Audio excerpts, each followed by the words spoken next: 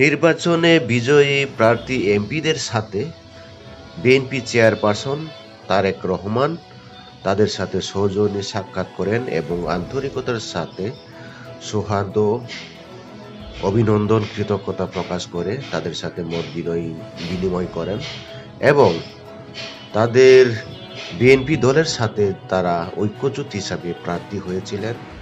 এভাবেই দেশ পরিচালনার জন্য প্রত্যেক মানুষের সাথে ঐক্যজোটের সাথে দলমত প্রকাশে আন্তরিকতার সাথে দেশের সার্বভৌমত্ব এবং উন্নয়নের জন্য কাজ করে যাওয়া অত্যন্ত গুরুত্বপূর্ণ।